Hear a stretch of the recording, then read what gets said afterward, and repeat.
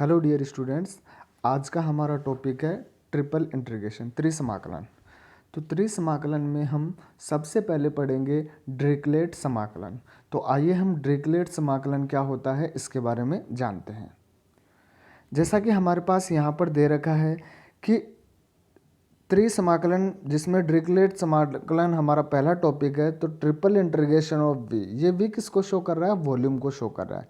और कंडीशन क्या होगी? x की पावर l-1, y की पावर m-1, z की power n-1, dx dy and dz is equal to क्या होगा? Gamma l gamma m gamma n upon gamma l plus m plus n plus 1, जहाँ पर x y और z क्या होंगे? Greater than equal 0 and x plus y plus z less than equal क्या होगा? 1। कहने का मतलब ये क्या है? एक प्लेन की इक्वेशन है जो प्लेन को किसमें इस एरिया के अंदर सेटिस्फाई कर रहा है। क्लियर है?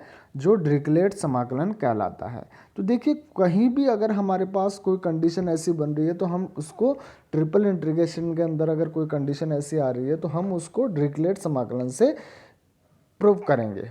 तो सबसे पहले हम डिरिचलेट समाकलन जो हमारे पास ये कंडीशन होती है तो इसे प्रूव करना पड़ेगा कि भाई हाँ ये कंडीशन होगी।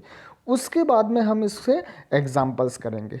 तो देखिए, जो हमारे पास लेफ्ट पार्ट दे रखा है हम उसको क्या मान लेंगे? कैपिटल आई, जहाँ समाकलन क्षेत्र वी निर्देशांकों एक समतल जो प्लेन जैसा कि हमारे पास दे रखा है ना यहाँ पर x plus y plus z less than equal 1, तो इसको हम x plus y plus z is equal to 1 से घिरे हुए ठोस का आयतन है। भाई ये क्या है? जो ठोस है उससे उसका वॉल्यूम है यहाँ पर। क्लियर है?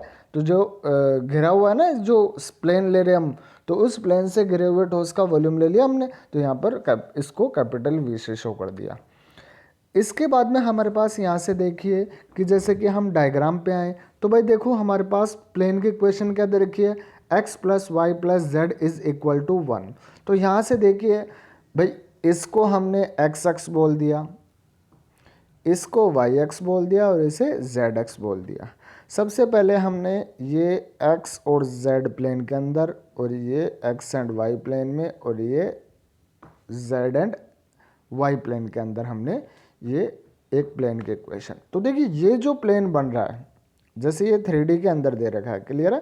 तो ये जो प्लेन है, ये ऊपर वाला, इसको हम किससे शो करेंगे? जो मैंने लाइन कर दी है, एक प्लेन बन गया। तो इस प्लेन को हम क्या बोलेंगे? भाई x plus y plus z is equal to 1। Clear है यहाँ तक? तो हम इसको किससे शो कर सकते हैं? देखो ये पूरा प्लेन, भाई z is equal to 1 minus x minus y. क्यों? क्योंकि देखो यहाँ पर x है, यहाँ पर y है, और ये ऊपर की ओर z है। तो देखो हम इसको z is equal to 1 minus x minus y बोल सकते हैं। क्यों बोले भाई? देखो यहाँ पर जो ये z है, जेड एक्स यहाँ पर। क्लियर है?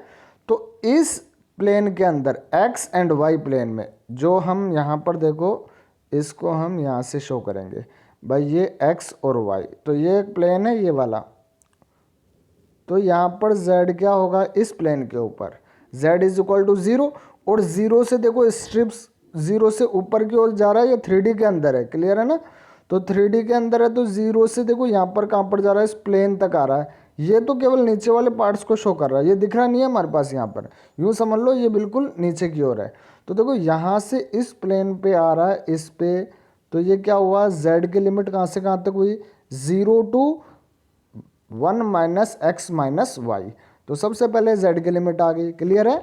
तो अब देखिए y की लिमिट देखो भाई, y की कैसे आएगी? देखो y इज इक्वल टू 0 कहाँ पर होगा? x एक्स पे बोल सकता हूँ मैं y इज इक्वल टू 0। अब देखिए y इज इक्वल टू 0 है, तो यहाँ पर देखिए y इज इक्वल टू, ये x और y प्लेन है, तो y is equal to 1 minus x बोल सकता हूँ। किसको? इसको, क्योंकि इधर से इधर आ रही है स्ट्रिप्स, यहाँ से लेकर यहाँ तक। तो y की लिमिट क्या होगी? 0 टू 1 माइनस एक्स। क्लियर है? फिर हम बात करेंगे किसकी? x की। तो x तो देखो, स्ट्रिप तो देखो यहाँ से ये y और z ये यूं ही कटती हुई आ रही है ना 3D के अंदर। भाई यूं ही तो लिया है हमने, क्योंकि ये हमारी स्ट्रिप्स हो गई 3D के अंदर, क्योंकि ये x और z में, तो किसके पैरेलल? ये y के, सॉरी x एक्स के परपेंडिकुलर होगी, क्योंकि x की लिमिट कांस्टेंट है तो उसी को ब्रेक कर सकते हैं हम। तो यहाँ से हमारे पास क्या हो गई? एक्स की लिमिट देखो यहाँ 0 से स्टार्ट होगी और कहाँ तक कटती हुई जाएगी 1 तक। तो देखो तीनों लिमिट्स निकल चुकी है हमारे पास, तो यहाँ से हम शो कर देंगे लिमिट्स को अब बस। तो देखो 0 to 1, 0 to 1 माइनस एक्स, क्यों? क्योंकि देखो ट्रिपल इंटीग्रेशन हो चाहे डिरिचलेट समाकलन हो, ध्यान रखना सबसे पहले कांस्टेंट लिमिट, उसके बाद में जो एक पे डिपेंड करी भाई, सबसे पहले कांस्टेंट, फिर वो लिमिट जो एक फंक्शन पे डिपेंड कर रही है, तो y केवल x पे डिपेंड कर रहा था, और फिर वो लिमिट जो दो वेरिएबल्स पे डिपेंड कर रही है, तो z की लिमिट दो पे डिपेंड कर रही है x एंड y, और फिर एज इट इज हमने इसको एज इट इज रख दिया। क्लियर है यहाँ तक? अब देखिए आगे, सबसे पहले देखो z की लिमिट वेरिएबल में है तो z के रेस्पेक्ट में इंटीग्रेशन करेंगे, तो इस पूरी इक्वेशन का z के रेस्पेक्ट में इंटीग्रेशन कर दो, तो z की पावर z की पावर n माइनस वन का क्या हो जाएगा, z की पावर n अपॉन n, और upper limit 1 minus x minus y to, lower limit क्या है 0, तो 0 के कारण तो 0 हो जाएगा, तो अपर लिमिट अप्लाई कर देंगे, तो 1 अपॉन n को तो बाहर ले लिया, और 1 माइनस एक्स माइनस वाई की पावर n। अब देखिए y यहाँ पर भी है और y इसके अंदर फंक्शन भी है, बट इस कंडीशन में इसका इंटीग्रेशन हो नहीं सकता, तो क्या हम यहाँ पर देखो 1 माइनस एक्स, तो y को 1 minus x into T put कर देगा, क्योंकि देखो जैसे ही पुट करेंगे बाहर कॉमन आ जाएगा। क्लियर है? तो यहाँ पर y is equal to 1 minus x into t, आपको यहाँ पर देख लेना कि ये फंक्शन क्या है, तो उसके अकॉर्डिंग पुट कर देंगे हम, तो dy हो जाएगा 1 माइनस एक्स, क्योंकि 1 माइनस वाई के रेस्पेक्ट में करेंगे तो 1 माइनस एक्स तो कॉन्स्टेंट हो गया ना, बट टी के रेस्पेक्ट में कर रहे हैं अपन, यहाँ पर वेरिएबल तो टी मान रहे हैं, तो 1 minus x into d T.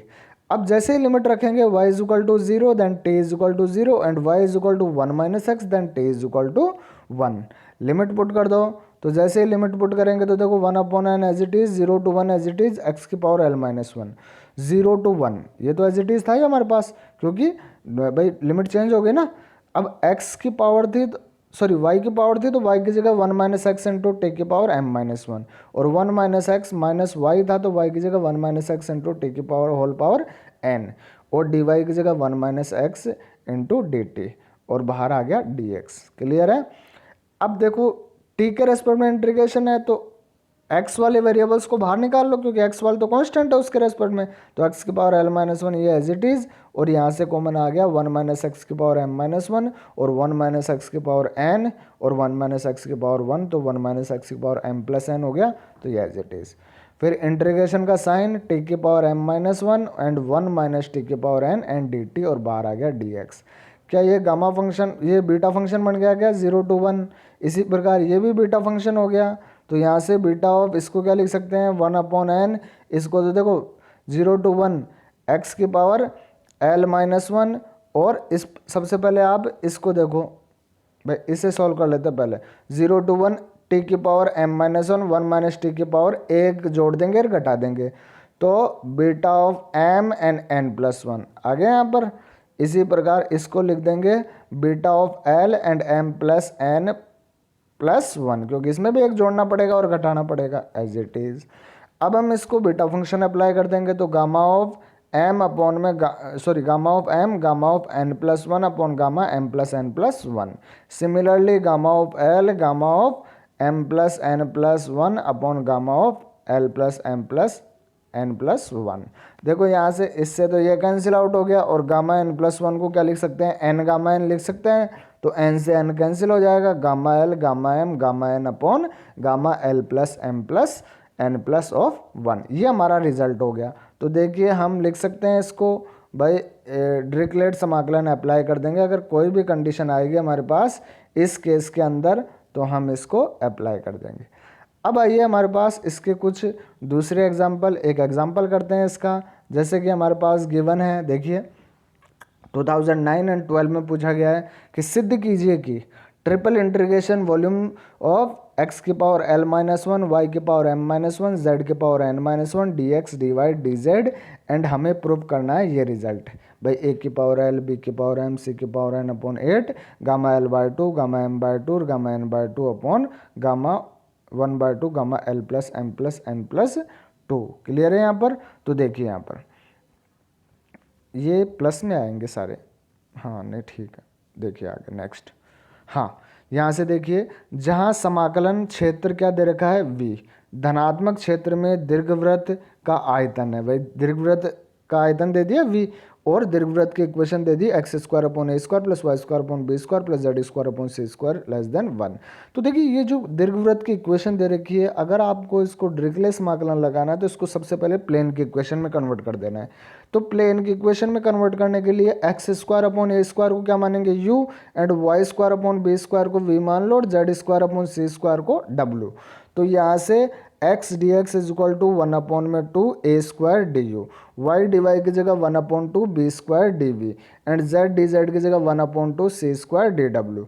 तो I इज इक्वल टू, भाई ये लेके चलेंगे हम, तो यहाँ से ट्रिपल इंटीग्रेशन v x की power l minus one, y की power m minus one, z की power n minus one, d x d y and d z, जहाँ पर प्लेन की इक्वेशन क्या हो गई, u प्लस वी प्लस डब्ल्यू लेस देन इक्वल 1, और u v और w किससे बड़े होंगे, 0 से बड़े होंगे। क्लियर है यहाँ तक? अब आपको यहाँ पर कुछ नहीं करना, बस लिमिट्स पुट करनी है। तो देखो जो हमारे पास वैल्यू है, तो ट्रिपल इंटीग्रेशन v, देखो x की पावर l माइनस वन, तो x की जगह क्या आ जाएगा, a रूट ऑफ u, क्योंकि x square upon a square is equal to u square, u माना है ना हमने, तो x की जगह a root of u, y की जगह b root of v, z की जगह c रूट ऑफ w, और उनकी पावर एज इट इज आ जाएगी, और dx की जगह a d u upon two root u, dy की जगह b d v upon two root of v, और dz की जगह c डी डब्ल्यू upon two root of w। अब इनको सोल्व कर लो, तो 2 2 4 एंड 2 8, तो 8 ए बी सी अपॉन में 8 तो एज इट इज आ गया।